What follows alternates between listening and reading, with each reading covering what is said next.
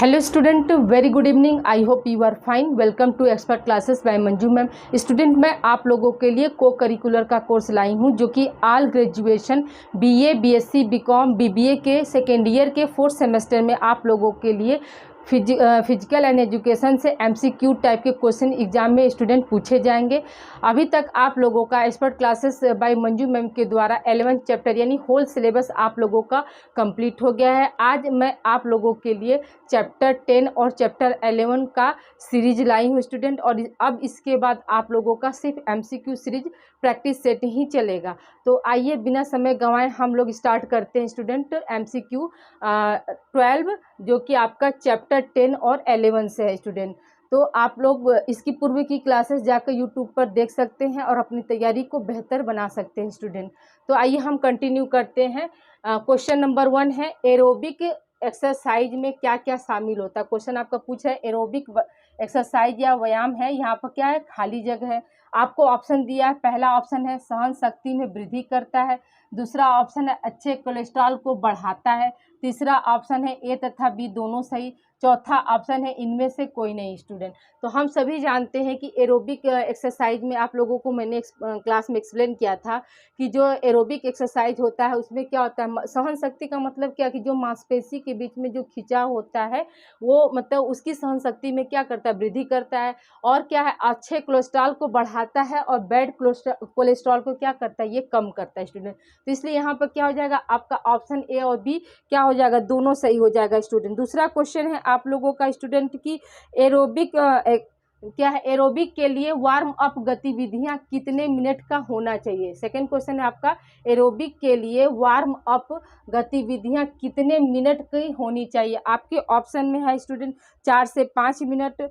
पहला ऑप्शन है 4 से 5 मिनट, दूसरा ऑप्शन है 5 से 10 मिनट, तीसरा ऑप्शन है 6 से 10 मिनट और चौथा ऑप्शन है आपका 10 से 15 मिनट। तो स्टूडेंट आप ये आपको हमने क्लास में बताया था कि जो एरोबिक एक्सरसाइज होता है वो कितने मिनट का मतलब वार्म अप का मतलब स्टूडेंट होता है कि बॉडी को गर्म करना। ठीक है, वार्म अप का मतलब है बॉडी को गर्म करना। मतलब इस एक्सरसाइज में वार्म अप की गतिविधियां जो होती है कितने मिनट की होती हैं, तो याद रखिएगा 5 से 10 मिनट की होती हैं। नेक्स्ट क्वेश्चन है आपका, एरोबिक में शामिल है ना, एरोबिक एक्सरसाइज में क्या क्या शामिल होता है स्टूडेंट। तो पहला ऑप्शन है तैराकी, दूसरा ऑप्शन है दौड़ना, तीसरा ऑप्शन है साइकिल चलाना और चौथा ऑप्शन है ये सभी। तो आपको हमने क्लास में बताया था स्टूडेंट की जो एरोबिक होता है उसमें क्या होता है, तैराकी, दौड़ना, साइकिल चलाना तीनों शामिल होता है। एरोबिक एक्सरसाइज में एक्चुअली होता क्या स्टूडेंट, तो याद रखिएगा आपको हमने क्लास में एक्सप्लेन किया था कि जो एरोबिक एक्सरसाइज होता है वो किस लिए किया जाता है, बॉडी में ऑक्सीजन के लेवल को वो चेक करता है या यूँ कह सकते हैं कि बनाए रखता है स्टूडेंट। तो यहाँ पे क्या हो जाएगा आपका, तैराकी, दौड़ना और साइकिल चलाना ये सभी क्या हो जाएंगे उत्तर, यानी ऑप्शन डी यहाँ पर सही होगा। अगला क्वेश्चन है आपका, खो खो किस देश का प्रसिद्ध खेल है। ऑप्शन ए है जापान, ऑप्शन बी है भारत, ऑप्शन सी है चीन और ऑप्शन डी है भूटान। तो खो खो जो है किस खेल का किस देश का खेल है स्टूडेंट, तो ये भारत का है। कैसा खेल है स्टूडेंट, इंडोर है कि आउटडोर है, तो याद रखिएगा कि ये आउटडोर खेल है। अगला क्वेश्चन है, आधुनिक खेल होते हैं। पहला ऑप्शन है अधिक जटिल, कम सरल, सरल और इनमें से कोई नहीं। तो आधुनिक खेल जो होते हैं स्टूडेंट आपके क्या होते हैं, अधिक जटिल होते हैं, यानी ऑप्शन ए यहाँ पर सही होगा। अगला क्वेश्चन है स्टूडेंट, कांचा किसका बना होता है। पहला ऑप्शन है मिट्टी का, दूसरा ऑप्शन है कांच के पत्थर का, तीसरा ऑप्शन है तांबे का, चौथा ऑप्शन है इनमें से कोई नहीं स्टूडेंट। कांचा मतलब क्या होता है, कांचा मतलब गोली जो खेलते हैं स्टूडेंट, तो वो कैसा बना होता है, कांच के पत्थर का बना होता है, यानी ऑप्शन आपका क्या है, बी आपका ऑप्शन सही है। नेक्स्ट क्वेश्चन है आपका, परंपरागत खेल क्या सिखाने में मदद करते हैं। ऑप्शन ए है रंग पहचानना, ऑप्शन बी है संवेदी कौशल का विकास करना, ऑप्शन सी है जोड़ना और ऑप्शन डी है ये सभी। तो जो परंपरागत खेल होते हैं स्टूडेंट तो वो रंग पहचानने में भी मदद करते हैं, संवेदी कौशल के विकास करने में भी सहायक होते हैं, जोड़ना मतलब बॉन्डिंग बनाने में भी मदद करते हैं, यानी ऑप्शन डी यहाँ पर क्या हो जाएगा, ऑप्शन डी आपका सही होगा। अगला क्वेश्चन है स्टूडेंट, कांचा खेल की व्युत्पत्ति कहाँ से हुई थी, यानी उसकी ओरिजिन कहाँ से हुई थी स्टूडेंट। तो याद रखिएगा कि जो कांचा खेल है उसकी ओरिजिन कहाँ से हुई थी, हड़प्पा सभ्यता से हुई थी स्टूडेंट। अगला क्वेश्चन है स्टूडेंट कि बांग्लादेश का राष्ट्रीय खेल कौन सा है। ऑप्शन आपका ये वन लाइनर में मैंने बनाया क्योंकि इसमें ऑप्शन देने का कोई मतलब नहीं है स्टूडेंट, लेकिन आपको एग्जाम में ऑप्शन दे के पूछेगा तो इसका एक ही आंसर सही होगा। इसलिए मैंने इसे क्या किया, वन लाइनर में बना दिया कि जो बांग्लादेश का राष्ट्रीय खेल क्या होता है, कबड्डी होता है। अगला क्वेश्चन है आपका, भारत का राष्ट्रीय खेल क्या है स्टूडेंट, तो क्या है आपका, हॉकी होता है स्टूडेंट। नेक्स्ट क्वेश्चन है आपका, द्रोणाचार्य पुरस्कार किसको दिया जाता है स्टूडेंट, तो याद रखिएगा कि द्रोणाचार्य पुरस्कार जो स्टूडेंट प्रशिक्षक को दिया जाता है। द्रोणाचार्य पुरस्कार किसको दिया जाता है, आपके ऑप्शन में रहेगा लेखक को, ऑप्शन बी रहेगा प्रशिक्षक को, ऑप्शन सी रहेगा ऑप्शन सी रहेगा डॉक्टर को, और ऑप्शन डी रहेगा इनमें से कोई नहीं, या ऑप्शन सी हो जाएगा गायिका को। ठीक है, पहला हो जाएगा लेखक, दूसरा हो जाएगा प्रशिक्षक और तीसरा हो जाएगा गायिका, चौथा हो जाएगा कि मतलब इनमें से कोई नहीं। तो हम क्या बताएंगे कि द्रोणाचार्य पुरस्कार जो है किसको दिया जाता है, तो प्रशिक्षक को दिया जाता है स्टूडेंट। ठीक है, आई होप यहाँ तक आप लोग को क्लियर हो गया होगा।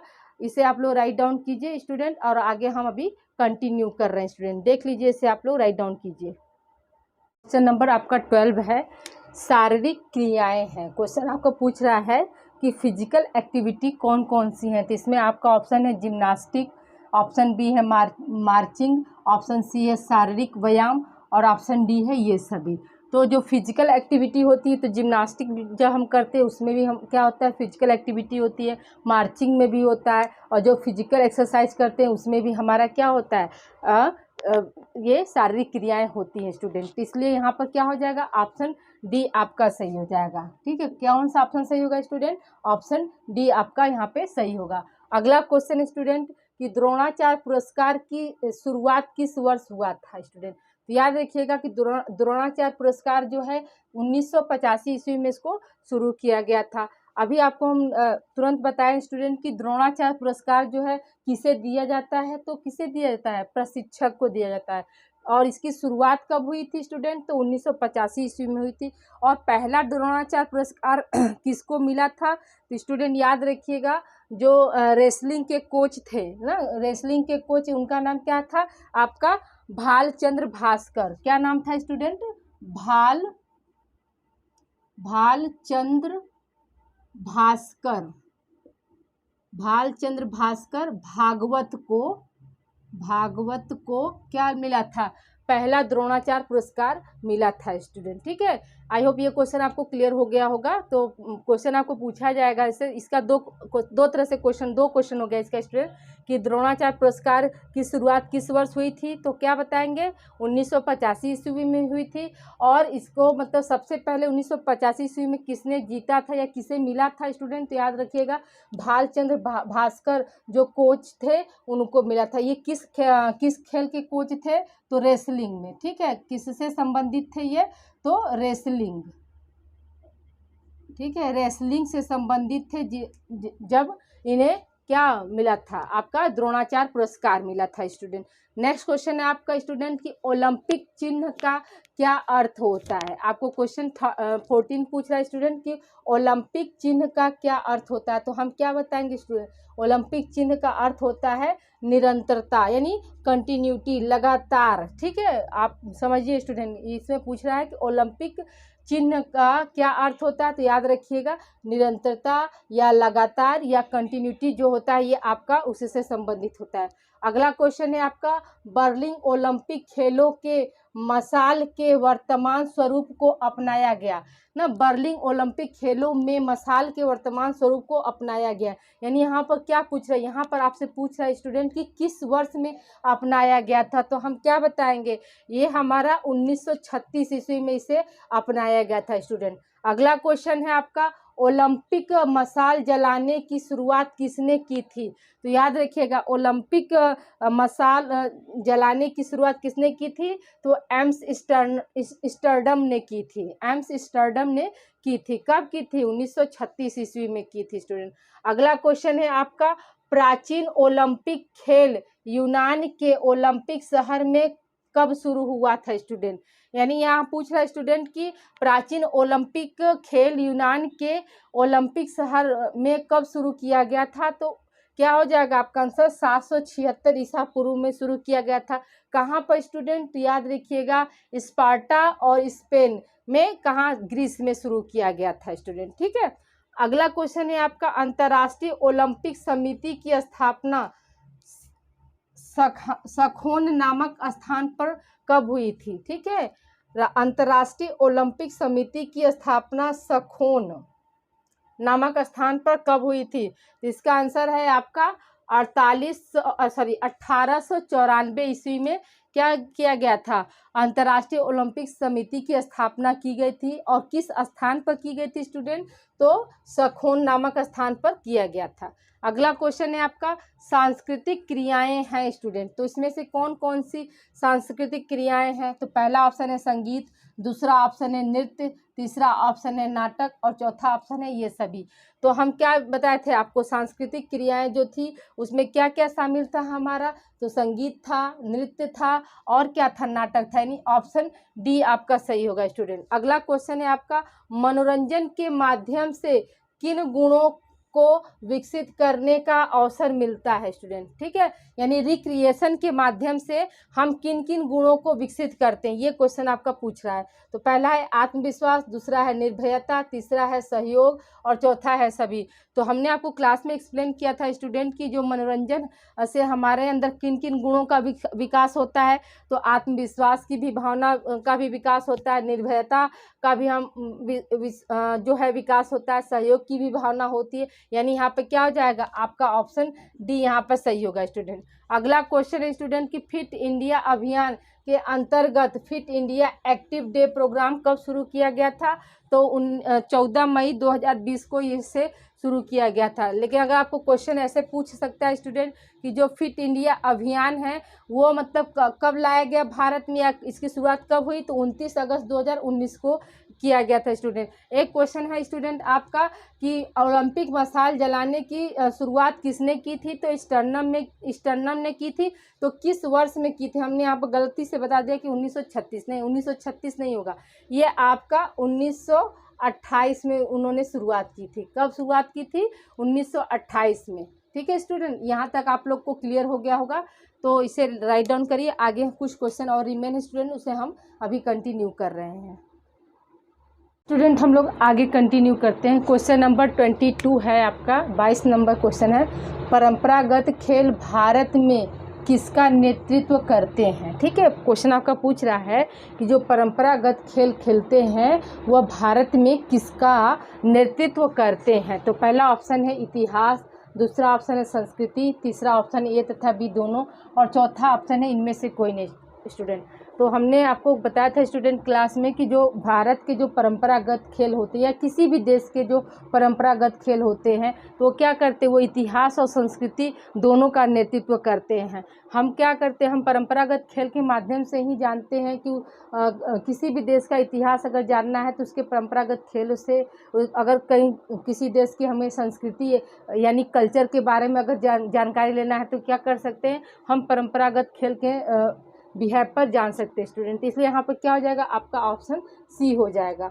अगला क्वेश्चन है, निम्नलिखित में से किस खेल को लखोटी, पत्थर व गोली भी कहते हैं? ठीक है स्टूडेंट, क्वेश्चन आपका पूछ रहा है कि निम्नलिखित में से किस खेल को लखोटी, पत्थर और गोली कहते हैं? तो आपका ऑप्शन है कबड्डी, तो ये बिल्कुल नहीं हो सकता है, कांचा, तीसरा है खो खो और चौथा क्या है, स्टापू। तो आपका क्या हो जाएगा आंसर यहाँ पर कांचा। कांचा को हम क्या बोलते हैं, लखोटी भी बोलते हैं, पत्थर भी बोलते हैं और गांव घर में क्या होता है, गोली भी इसको बोलते हैं। अभी भी आप देखेंगे जितने भी रूरल एरिया है स्टूडेंट तो वहाँ पे क्या है, कांचा आज भी खेला जाता है स्टूडेंट। ठीक है, ये कैसा गेम है, तो ये आपका आउटडोर गेम है स्टूडेंट। ठीक है, अगला क्वेश्चन है आपका, स्टापू खेल को किस राज्य में नॉडी कहा जाता है? स्टूडेंट आपको क्वेश्चन पूछ रहा है कि स्टापू जो खेल होता है वो किस राज्य में नॉडी के नाम से जाना जाता है? तो आपका ऑप्शन है राजस्थान, ऑप्शन बी है तमिलनाडु, ऑप्शन सी है बिहार और ऑप्शन डी है यूपी यानी उत्तर प्रदेश। तो हम आपको क्लास में स्टूडेंट बताए थे कि जो नॉडी है, नॉडी खेल मतलब स्टापू को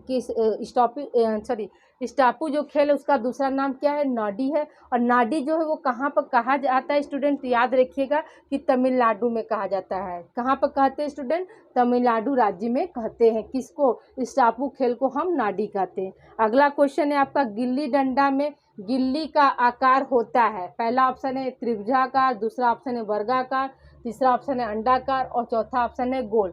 तो त्रिभुजाकार तो होगा नहीं, ऐसे होता है। वर्गाकार भी ये चीज़ ऐसे, अंडाकार आपका मतलब मोटा पतला हो सकता है, तो ये क्या हुआ आपका अंडाकार, तो अंडाकार होता है ना। गिल्ली डंडा में क्या है, गिल्ली का आकार कैसा होगा, तो अंडाकार होता है स्टूडेंट। और गिल्ली डंडा को मतलब किस खेल के समान माना जाता है, यानी गिल्ली डंडा जो है किसके होमोलॉगस है स्टूडेंट, याद रखिएगा क्रिकेट के होमोलॉगस है और बास्केटबॉल के होमोलॉगस। होमोलॉगस का मतलब स्टूडेंट की समान बराबर, ठीक है। तो अगला क्वेश्चन स्टूडेंट देखिए आगे, रिक्रिएशन यानी मनोरंजन शब्द बना है, किससे बना है स्टूडेंट। तो पहला ऑप्शन है रिक्रिएट, दूसरा ऑप्शन है रिक्रिएट, तीसरा ऑप्शन है रिक्रिएट और चौथा ऑप्शन भी है रिक्रिएट। देखिए स्टूडेंट यहाँ पर आपको स्पेलिंग ध्यान देना पड़ेगा। देखिए यहाँ पर क्या है, RECREAT ई है, रिक्रिएट है। यहाँ पर REE करके है, यहाँ पे क्या है RI करके, यहाँ पर RE डैश करके दिया स्टूडेंट। तो हमने आपको क्लास में बताया था स्टूडेंट को जो रिक्रिएशन होता है वो किस, उसकी उत्पत्ति किस से शब्द से हुई है, तो रिक्रिएट से हुई। तो RECREATE से हुई है स्टूडेंट। अगला क्वेश्चन है आपका, मनोरंजन का लक्ष्य है। पहला क्या है, शिक्षा प्रदान करना, दूसरा ऑप्शन है तीसरा चरित्र निर्माण, तीसरा है ज्ञान में वृद्धि और चौथा ऑप्शन ये सभी। तो जो मनोरंजन का लक्ष्य क्या होता है स्टूडेंट, हम क्या है शिक्षा भी प्रदान करते हैं, चरित्र का भी निर्माण होता है, ज्ञान में वृद्धि भी होती है, व्यक्ति का संपूर्ण विकास भी होता है। तो यहाँ पे क्या हो जाएगा आपका ऑप्शन डी हो जाएगा। ये सारे ऑप्शन हम आपको क्लास में बताए थे स्टूडेंट के मनोरंजन के क्या क्या लक्ष्य होते हैं। शिक्षा प्रदान करना, ठीक है, चरित्र का निर्माण में सहायक होता है, ज्ञान में वृद्धि करता है, व्यक्ति का संपूर्ण विकास में सहायक होता है, व्यक्तित्व के विकास में यानी पर्सनालिटी डेवलपमेंट में भी क्या करता है मनोरंजन जो है आपका सहायक होता है, या यूँ कह सकते कि इसका लक्ष्य है। अगला क्वेश्चन है आपका, मनोरंजन क्रियाएं कितनी प्रकार की होती हैं। ऑप्शन ए है 2, ऑप्शन बी है 3, ऑप्शन सी है 4 और ऑप्शन डी है 5। तो स्टूडेंट हमने आपको बताया था कि जो मनोरंजन प्रक्रियाएं होती हैं वो कितने तरह की होती हैं, तो वो 2 तरह की होती है। कितने तरह की होती है स्टूडेंट, तो हम क्या बताएं कि जो मनोरंजन प्रक्रिया होती है वह 2 तरह की होती है। कौन कौन सा, तो ये एक आपका होता है सक्रिय मनोरंजन क्रियाएं, ठीक है, और दूसरा क्या होता है निष्क्रिय मनोरंजन क्रियाएं। फिर दोनों को मिलाकर, मतलब मेन तो आपका 2 होती हैं, सक्रिय और निष्क्रिय, लेकिन दोनों को मिलाने के बाद क्या हो जाता है, तो उसमें आपके दोनों को मिलाने पर वो 5 तरह की हो जाती है, जिसमें आपका शारीरिक क्रियाएं होती हैं, मानसिक क्रियाएं होती हैं, ठीक है, और क्या सामाजिक एवं सांस्कृतिक क्रियाएं होती हैं, कला एवं शिल्प क्रियाएं होती हैं और आत्मरक्षा क्रियाएं शामिल होती हैं, ठीक है। ऐसे मनोरंजन क्रियाएं कितनी प्रकार की होती है, तो हम क्या बताएंगे 2 बताएंगे। 2 में भी कौन कौन सा, सक्रिय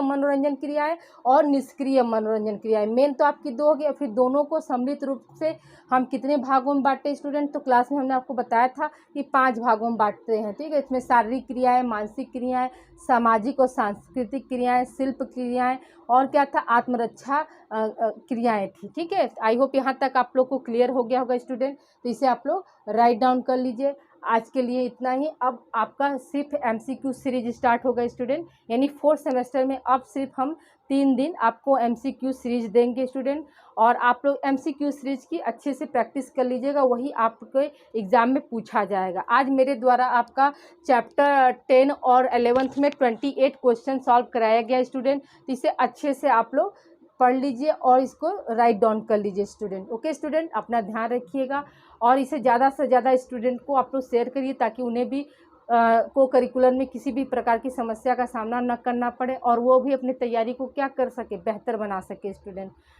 ठीक है। इसे आप लोग राइट डाउन कर लीजिए और please like and subscribe my channel expert classes by Manju ma'am, और आप इसे अधिक से अधिक बच्चों में शेयर भी करिए स्टूडेंट।